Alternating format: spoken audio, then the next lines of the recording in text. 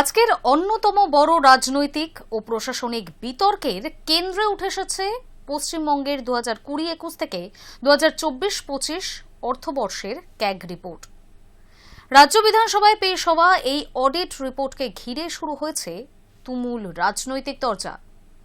ক্যাগের পর্যবেক্ষণে রাজস্ব ঘাটতি, আর্থিক ঘাটতি, ঋণের বোঝা বৃদ্ধি, বাজেটের বরাদ্দের একটি বড় অংশ অব্যবহৃত থাকা এবং আমফান ত্রাণ, স্বাস্থ্যসাথী, যুবশ্রী, জল জীবন মিশন সহ একাধিক প্রকল্পে অনিয়ম ও প্রশাসনিক দুর্বলতার উল্লেখ রয়েছে। আর এই রিপোর্ট তৎকালীন তৃণমূল সরকারের আর্থিক অব্যবস্থাপনা এবং দুর্নীতির চিত্র তুলে ধরছে, সামনে আনছে সেই চিত্র। তাহলে ক্যাগ রিপোর্টে ঠিক কি কি অভিযোগ ও পর্যবেক্ষণ রয়েছে, কোন কোন প্রকল্প নিয়ে প্রশ্ন উঠেছে সেখানে, আর এই রিপোর্টের রাজনৈতিক ও প্রশাসনিক গুরুত্ব কতটা, সব দিকের তথ্য ও প্রেক্ষাপট নিয়ে বিস্তারিত আলোচনা করব আজকের এই প্রতিবেদনে।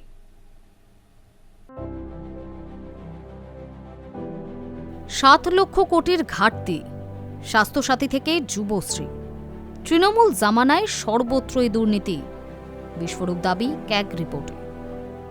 তৃণমূল জামানায় কিভাবে দুর্নীতি হয়েছে, বিভিন্ন স্তরে বেনিয়মের অভিযোগ ক্যাগ রিপোর্টে উঠে এসেছে। শনিবার রাজ্য বিধানসভায় পেশ হয়েছে তৃণমূল জামানার 5 বছরের দুর্নীতির হিসেব নিকেশ সংক্রান্ত ক্যাগ রিপোর্ট। 2020-21 থেকে 2024-25 এই 4 অর্থবর্ষের ক্যাগ রিপোর্ট পেশ করেন অর্থমন্ত্রী স্বপন দাশগুপ্ত। সব মিলিয়ে মোট 28টি ক্যাগ রিপোর্ট পেশ করে অর্থমন্ত্রী দাবি করেন, এই রিপোর্ট দেখলে তৃণমূলের আমলে কি কি দুর্নীতি হয়েছে সেই ছবিটা অনেকটাই স্পষ্ট হবে। বস্তুত তৃণমূল জামানায় বেনিয়ম এবং দুর্নীতির বহু অভিযোগই ওই ক্যাগ রিপোর্টে তোলা হয়েছে। একদিকে যেমন সরকারের খাতায় আয় ব্যয়ের হিসেবে গোলমেল, অন্যদিকে তেমনি প্রতিটি প্রকল্প বাস্তবায়নের ক্ষেত্রে বেনিয়ম এবং দুর্নীতি, সেটা আমফানের ত্রাণ হোক, স্বাস্থ্যসাথী ত্রাণ হোক বা যুবসাথী প্রকল্পের সুবিধাপ্রাপ্তের সংখ্যা, সব ক্ষেত্রেই কোনো না কোনোভাবে দুর্নীতির অভিযোগ সামনে আসছে। সিএজির 2024-25 অর্থবর্ষের স্টেট ফিন্যান্সের অডিট রিপোর্টে বলা হয়েছে, 2024-25 সালে রাজ্যে রাজস্ব ঘাটতি দাঁড়িয়েছে 39,727 কোটি টাকা, যা জিএসডিপির 2.19%। আর্থিক ঘাটতি ছিল 61,924 কোটি বা জিএসডিপির 3.41%। বিজেপির রাজ্য সভাপতি শ্রমিক ভট্টাচার্যের দাবি, 2024-25 অর্থবর্ষের সিএজি রিপোর্ট পশ্চিমবঙ্গের আর্থিক ব্যবস্থাপনা নিয়ে ভয়াবহ দুরবস্থার চিত্র তুলে ধরেছে। রাজস্ব ঘাটতি 39,727 কোটি, রাজকোষ ঘাটতি 64,488 কোটি এবং রাজ্যের নেওয়া মোট ঋণের পরিমাণ প্রায় 7.35 লক্ষ কোটিরও বেশি।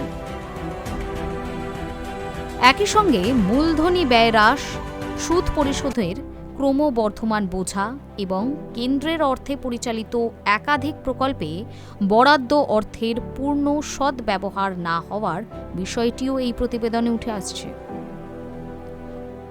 2015-16 থেকে 2024-25 পর্যন্ত টানা 10 বছর রাজ্য রাজস্ব ঘাটতির সম্মুখীন হয়েছে। শুধু তাই নয়, রাজস্বের 52% এসেছে কেন্দ্র থেকে। শ্রমিকের অভিযোগ, তৃণমূল সরকারের আমলে ঋণ বাড়লেও সেই অর্থ উৎপাদনশীল বিনিয়োগে যথাযথভাবে ব্যবহার হয়নি। উন্নয়নের ভিত্তি শুধু ঋণ নিয়ে ব্যয় বাড়ানো নয়, প্রকৃত উন্নয়নের জন্য প্রয়োজন আর্থিক শৃঙ্খলা, স্বচ্ছতা এবং জনস্বার্থকে সর্বোচ্চ অগ্রাধিকার দেওয়া।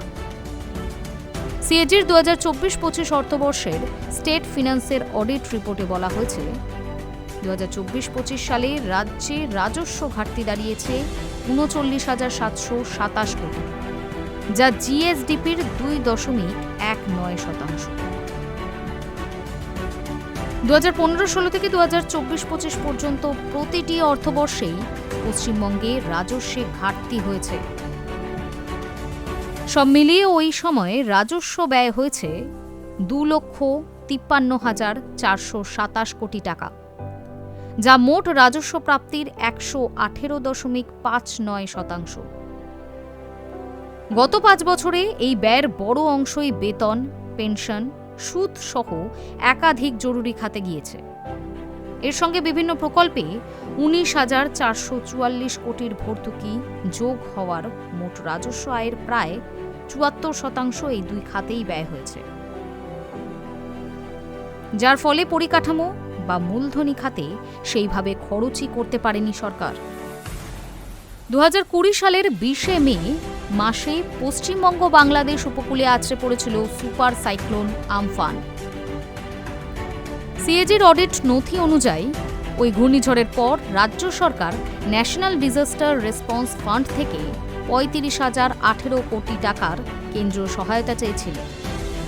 বাস্তবে দেখা গিয়েছে রাজ্য মাত্র 27,077 কোটি টাকা কেন্দ্রীয় সহায়তা পাওয়ার যোগ্য ছিল এবং সেই অর্থই বরাদ্দ হয়েছিল রাজ্যের জন্য।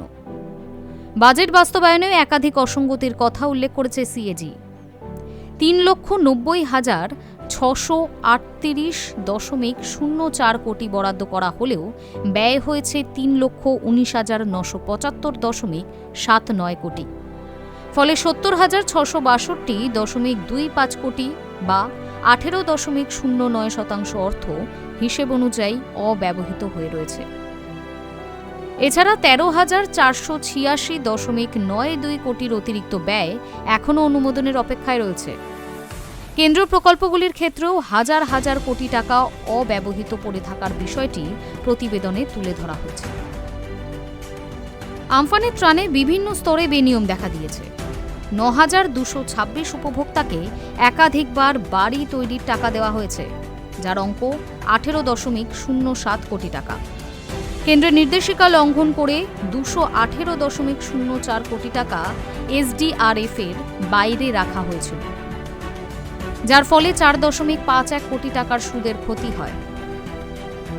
ইয়াস ঘূর্ণিঝড়ে হুগলি এবং পূর্ব মেদিনীপুরে ফসলের ক্ষতির জন্য সহায়তা পাওয়ার যোগ্য 4,61,031 জনের মধ্যে 1,779 জন একাধিকবার সহায়তা পান, যার ফলে 22.83 লক্ষ টাকা অতিরিক্ত প্রদান হয়েছে। এছাড়াও যুবশ্রী প্রকল্প নিয়েও প্রশ্ন উঠেছে। ক্যাগ বলছে, যেভাবে যুবশ্রীতে 45 বছর বয়স পর্যন্ত আবেদনকারীদের আর্থিক সহায়তা দেওয়ার কথা বলা হয়েছে, তাতে নির্দিষ্ট কিছু সুবিধাপ্রাপ্তই বছরের পর বছর ধরে যুবশ্রীর সুবিধা পাবেন। রাজ্য সরকার যুবশ্রী প্রকল্পের ক্ষেত্রে আবেদনে কোনো রকম যাচাইয়ের ব্যবস্থাই করেনি, যার ফলে বিপুল সংখ্যক ভুয়ো আবেদনকারী তালিকায় থেকে যাওয়ার আশঙ্কা রয়েই যাচ্ছে। তাছাড়া একই আবেদনকারীকে বছরের পর বছর ভাতা দেওয়ায় নতুন আবেদনকারীদের ভাতা পাওয়ার সম্ভাবনাও কমে যায়। স্বাস্থ্যসাথী প্রকল্পে 31টি প্রাইভেট হাসপাতালকে বিধি বহির্ভূতভাবে এমপ্যানেল করা হয়েছিল। এতে অতিরিক্ত খরচ হয় 14,48 লক্ষ টাকা। রাজ্যের মোট 2,43 লক্ষ পরিবারকে এই প্রকল্পের সুবিধা দেওয়ার জন্য 3,038টি হাসপাতালকে নথিভুক্ত করার কথা ছিল, কিন্তু বাস্তবে নথিভুক্ত হয়েছে মাত্র 2,605টি হাসপাতাল। ফলে বহু হাসপাতালে স্বাস্থ্যসাথী কার্ড দেখিয়েও চিকিৎসা পায়নি আমজনতা। তাছাড়া বহু ক্ষেত্রে অভিযোগ উঠেছে, বীমা সংস্থাগুলি হাসপাতালগুলিকে সঠিক সময়ে ক্লেইমের টাকা পরিশোধ করছে না, কিন্তু সরকার পদক্ষেপ করেনি।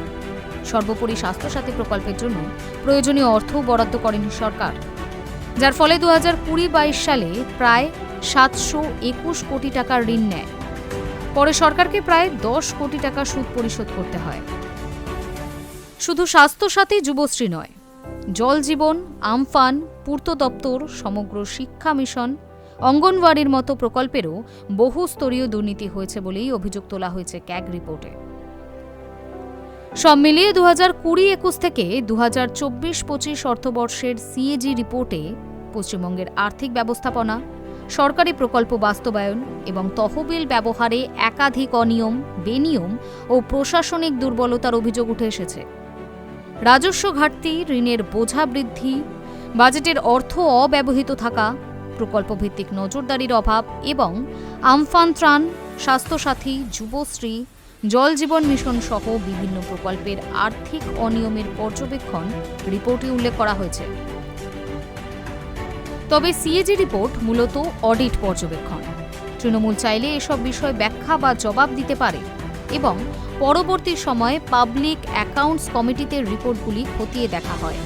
ফলে এই রিপোর্টকে কেন্দ্র করে রাজনৈতিক বিতর্ক আরও তীব্র হওয়ার সম্ভাবনা তৈরি হলে চূড়ান্ত দায় নির্ধারণ ও প্রয়োজনীয় প্রশাসনিক পদক্ষেপ নির্ভর করবে সরকারের জবাব, তদন্ত এবং বিধানসভা ও সংশ্লিষ্ট সাংবিধানিক প্রক্রিয়ার উপর। High news network.